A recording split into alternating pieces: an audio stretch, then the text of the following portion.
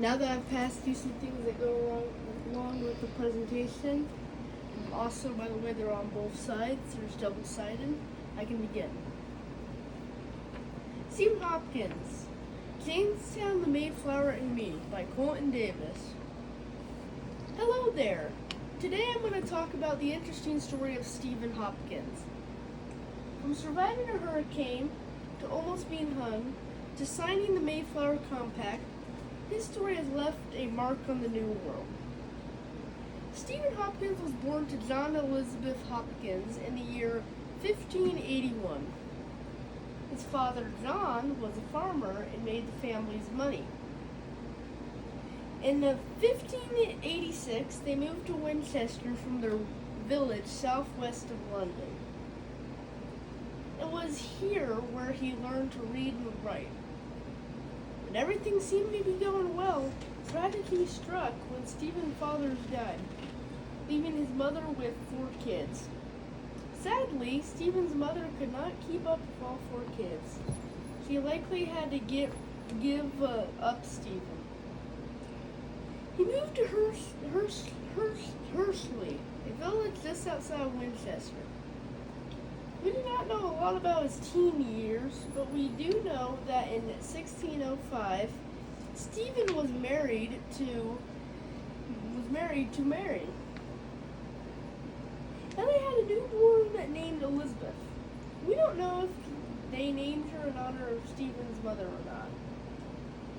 They couldn't find enough food because they're a poor farming family, which meant they put anything edible on the table. In 1606 and 1608, they had another daughter and a son named Constance and Giles. In 1609, Stephen Hopkins was selected to be a clerk in Jamestown. They needed the money, so he boarded a ship called the Sea Venture. On June 2nd, 1609,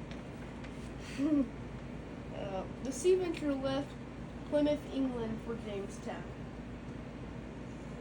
Everything was going great until they found themselves in a deadly Atlantic hurricane. The ship was about to sink, but fortunately morning brought hope. They spotted an island, which is now known by the name of Bermuda.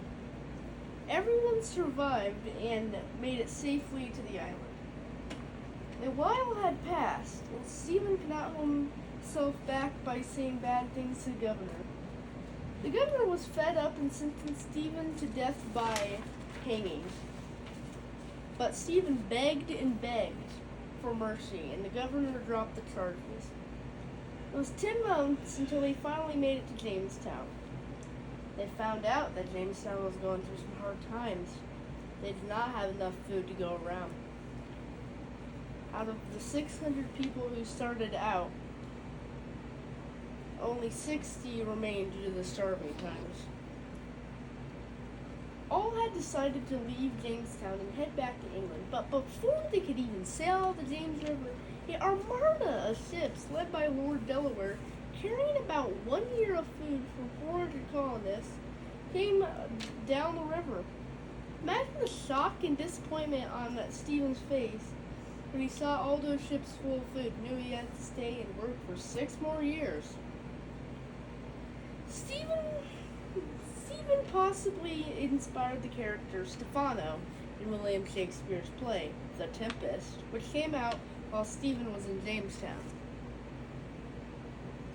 When he finally returned to England in 1616, he was likely on the same ship Pocahontas and her husband John Rolfe were on. Sadly, when Stephen came back to England, he received some bad news. His wife, Mary, had died. Although he grieved for his wife, he had children to raise and needed a new wife. In 1618, Stephen married Elizabeth Fisher. Stephen's daughter, Elizabeth, is believed to have died soon after he returned.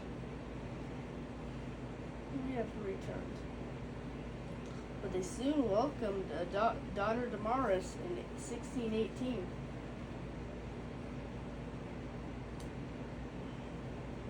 Stephen and his wife wife wanted to start a new life, so they got on the ship called the Mayflower. On September 6th, 1620, Mayflower set out with 102 passengers. While on the ship, Stephen's wife had a baby named Oceanus. Sadly, Damaris and Oceanus died young, before 1627. On November 9th, 1620, they spotted land. But before they could land, one group of people on the Mayflower grilled the other. On the Mayflower, there were two groups, one being the Pilgrims, and the other being the strangers, who weren't part of the Pilgrims' religion. Stephen actually was a stranger. The strangers stated that when they landed, they didn't want to be jailed for not believing in the Pilgrims' faith. So they came to an agreement. The Mayflower Compact would say that they could not prosecute the strangers for their faith, and a lot of men signed it, including Stephen Hopkins. By December 23rd, the Mayflower's passengers were ready to build a town. Stephen's household consisted of himself, his wife, 4 children, and 2 servants. Can you imagine how much people would be in that household? It'd be a lot. The group faced 2 big problems, one being weather and the other being health.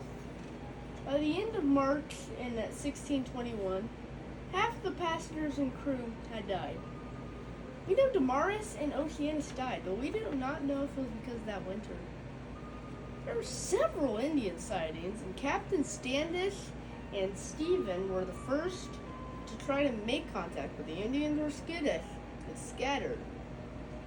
By the time spring arrived, a native named Samoset walked into their village. Samoset could speak English. He spent the night in Stephen's house, and then he left. And then he came back with Squanto, who showed them how to plant corn using fish. Stephen had a key role making peace with Massasoit and the Wampanoag. After the harvest of 1621, which was successful, there was a big feast with the Indians that lasted 3 days. Today we call it Thanksgiving. Today I've told you about the guy who is not in the history books but touched history. In 1644, Stephen died at the age of 63, leaving behind 10 children, 37 grandchildren. One of those children was Deborah, who grew up and married a man named Andrew Ring. Andrew and his parents, William and Mary, were on the Speedwell but didn't make it over in 1620. Eventually, Andrew made it to Plymouth. If he hadn't, I wouldn't be speaking here today. Any questions?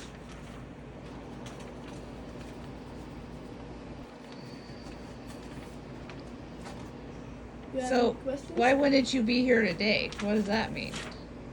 I'm related to Stephen Hopkins, the guy up here.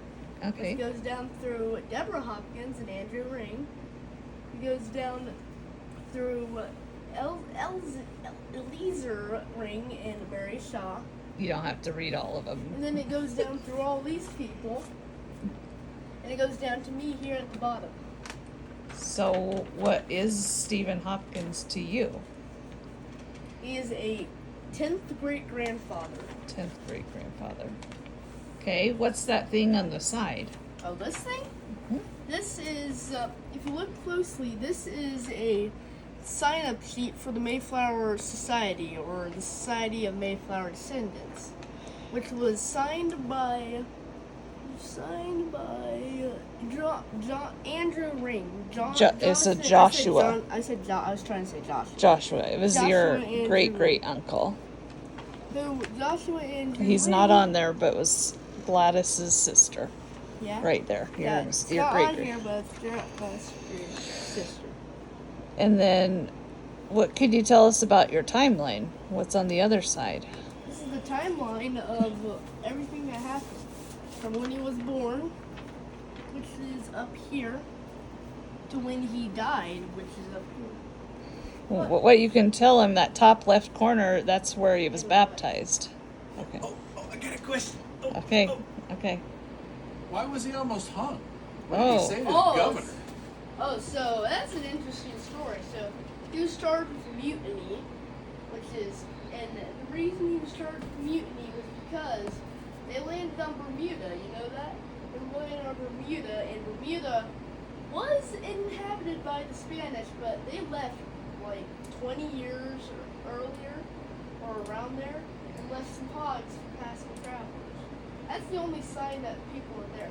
So no one technically owned the island. There was like no one on the island. So when they shipwrecked, the governor tried to lay claim to the island, but Stephen and some other people spoke up, and since Stephen was kind of the ringleader, they were going to hang him for mutiny, but he begged and they dropped the charges, because the governor kind of realized he wasn't the owner of the island. So he basically escaped death from a shipwreck hurricane and death from hanging. Yeah, he has been death from starvation. And death from starvation. And then man, you wouldn't be here. Death from sickness. Because Yep, because of the illness, because his family was mostly the ones that were left. In fact, his wife, Elizabeth, was one of the few women at the first Thanksgiving, and their daughter, Constance, from Stephen's first marriage. What's this? This is the Mayflower Compact. This is in... What does that have to do with Stephen? He has his name signed on there. You can see it clear back here. you can see clear on the other one. Yeah. It kind of assumed that he was probably, if it was in order, number 14. He was probably the 14th person to sign it. Now, and this thing over here... His two servants were the last two. is the Mayflower's... the passenger list. The list of passengers. How many were there on the Mayflower? 102. 2 died, 2 were born. What?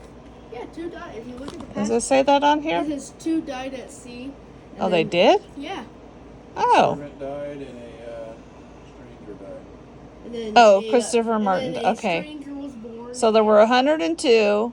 And 2 They died. 2 died, and And then 2 were born. Oceanos was born. So there's then- 101 that. And then you have one. You have to add this one right here. Well, yeah, Elizabeth. Was born at sea. Oh yeah, Peregrine. She was born. Was she born at sea? I thought she was born when she arrived in America. Oh, what's this other map? What does that tell? This is the travels of Stephen Hopkins. So it goes from when he was going down to Jamestown. He shipwrecked on Bermuda. Then when he got to Jamestown. Then when he went back. To What year Plymouth, did he go back? He went back in 1616. And then in the 4th journey when he went to Plymouth, Massachusetts. Did he ever leave the New World again? Nope. No. Do we know where he's buried? No. Not 100% sure, but we think maybe Burial Hill. They're probably buried at this place. He may be buried up here in Burial Hill, but What's that? What's that dark picture? This one, that by the Indians. What is that supposed to be? It's like a plaque. that is the first hostile encounter of Indians.